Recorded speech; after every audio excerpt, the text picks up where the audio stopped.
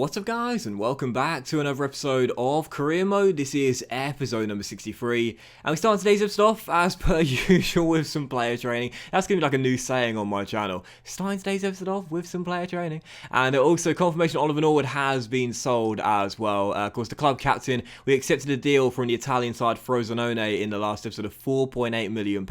He was out of contract in the summer, and I felt it was best to let him go, say thank you and farewell to Oliver Norwood. So Norwood off to Italy for his final few years in professional football, now 31 years old, I believe, due to turn 32 during the season, and I just felt it was best to do it as well. That now bumps our budget up to around £14.5 million, so good to get a little more cash in our kitty as well. And yeah, as Norwood goes, I think it was just best for him and Fleck to leave on permanent deals this season, as opposed to keeping them here for the entire year with just 1 year left, and then constantly wondering and worrying all throughout the year. Will we get a new deal? Will we be released come the end of the season? I felt it was best to sort out a permanent deal for them in the summer for their best interests as well as our best interests. Well, it was mutually beneficial to sell Ollie and John in this summer window. So farewell to Fleck, farewell to Norwood now, and now that does officially mean the club captain armband has officially been passed on to Scott McKenna. How many times do we say it? Future Sheffield United captain. Well, now he is the permanent Sheffield United captain. However, coming into the game against Burnley, the first of two in today's episode, of course, just faced them in the Premier League at Bramwell Lane. Now taking on at Turf Moor in the second round of the EFL Cup. It will be Jack O'Connell to wear the captain's armband in this game. Of course, our vice captain starting this one as part of a completely changed lineup on the back of our victory against Burnley on the weekend. But heading into the game, despite a much changed lineup, you would have noticed it as well, for the first time since I took over as manager, we would start a game playing four at the back. We've switched to four at the back a few times, including in that last game against Burnley, but for this game, I thought we played so well in the second half. For the first time since I've taken over, we will start with four at the back, playing the 4-2-2-2. And to start the game off as well, we look fantastic, creating chances early. Tyler Griffiths should have got his first goal for the club there, putting that shot wide. And then Oliver McBurney, you might have missed it straight away. I don't know if it was included in the replay, but he nutmegged Ben Mee after Callum Robinson gave him the ball, ran through 1-on-1, and a great finish by the Scot. He got a new contract in the summer. He's here for another 3 years now. And I really do like McBurney. And I think since the player faces have been updated, his beard has gotten longer. Is that right? I think I'm right there. I think he's got a real face now. But either way, we were leading by a goal at the break regardless. And in the second half, Burnley had some chances. Not just in the second half, but all throughout the game, really. But their problem was they just couldn't hit the target. And when they did, Joe Hart was on hand to make the save, as the veteran was looking for our first clean sheet of the season. And his stoppage time still leading by 1. It seemed like progress was secure to the third round the Carabao Cup. I got a free kick 19 yards from goal. I gave it to Davy Prupper, who had the most for power rating. And when you can't even hit the target from 19 yards and the ball goes sailing over the crossbar for a 3-point conversion in rugby union, then I think it's probably safe to say it's unlikely you'll score a single free kick goal in the whole of the FIFA year. That was absolutely abysmal. Honestly, I'm going to say this right now. You know, my free kicks have gotten worse and worse and worse as FIFA's gone on over the years, since the big changes to the gameplay back in FIFA 16.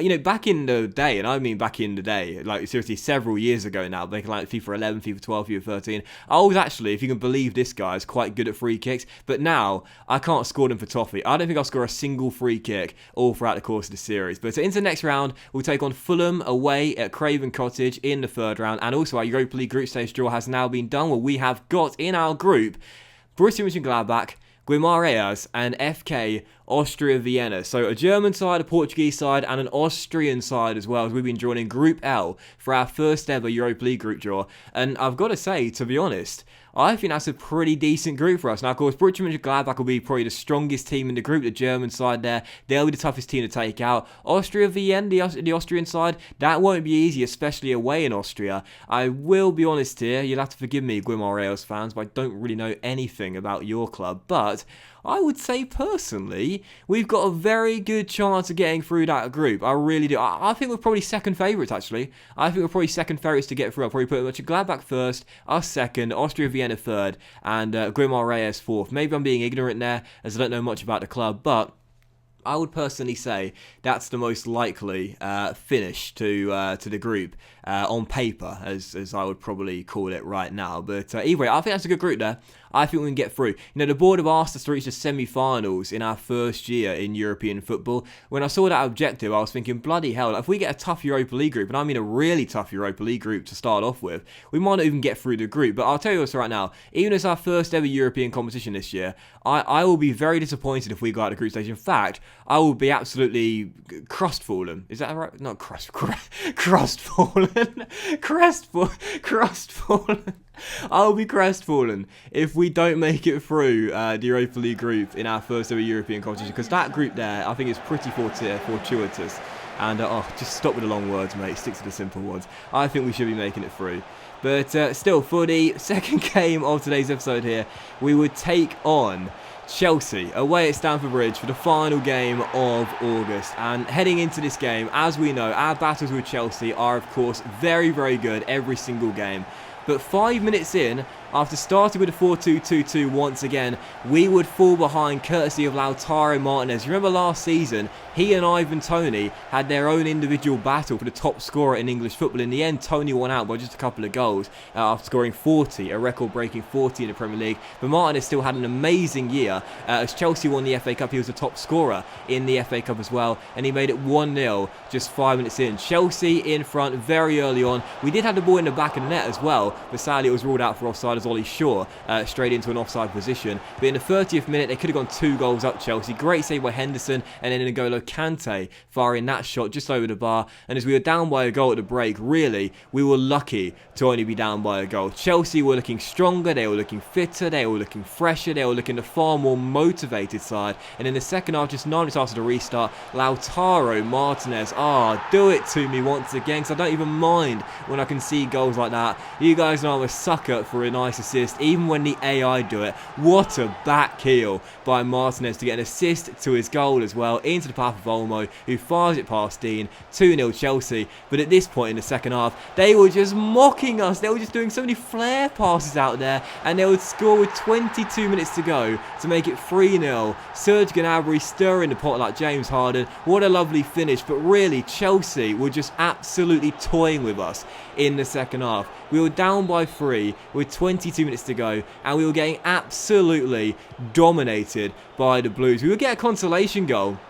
We're about 20 minutes to go. Lovely free kick by Barry Walsh there, the youngster, dinking the ball into the middle for his second assist already in 4 games in the Premier League this year. He had a great end to last season, if you remember, and he started off this season really well too. 2 assists in 4 games already, finds DCL. That's his 4th goal in the Premier League already for our number 10, and with 5 minutes to go, still trailing by 2 goals. We did almost battle back to make it 3-2. Eze back heels to McBurney. It's passed just a little bit too far for DCL. He did get onto the end of it, but it was a tight angle. Kepa made a save at the near post, and Chelsea were clear. So final score, Chelsea 3, Sheffield United 1. We still do have a better record than the Blues in our individual battles, but we know every time we face this team, it's always a good game, and Chelsea deserved the 3 points, no doubt about it. They were toying with us in this game, and they really did look the real deal. And you can see to start the season off, they've got 4 wins from 4, like Manchester City, the only side with a 100% record to start the campaign off. Martinez, which is a straight up beast in that game, unstoppable. But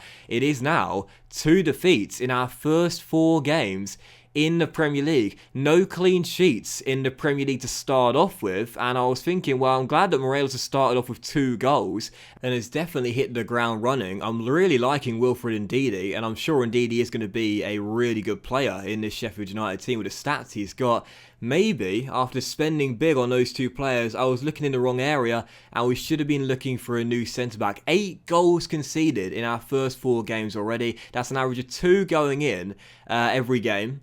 And as we know, no clean sheets and 2 defeats in our first 4 games as well. Maybe we should have bolstered our back line instead. We still got some money, of course, after the sale of Oliver Norwood. There's 5 names on our shortlist. We've got Chris Metham, Lewis Duncan, Shane Duffy of Brighton, Ben Mee of Burnley, who I'm such a big fan of, and Jack Stevens of the Saints as well. Now, we've got enough money in our budget right now to bring in one of those 5 players come transfer deadline day. The question is, do we trust what we've got right now and trust that the boys will sort themselves out, will sort the issues out, and will be okay for the remainder of the season, or do we sign a new centre-back to help us improve at the back to start the season off? Because it has been a very tough start. I guess we'll have to wait and see. Deadline day is coming in the next episode. But that will be today's episode of Career Mode, guys. So big thank you for watching. I hope you have enjoyed it. If you did enjoy today's episode, then please do drop a like. Much love to you all. Have a fantastic day, and I'll see you for the next episode of Career Mode featuring Transfer Deadline Day very soon.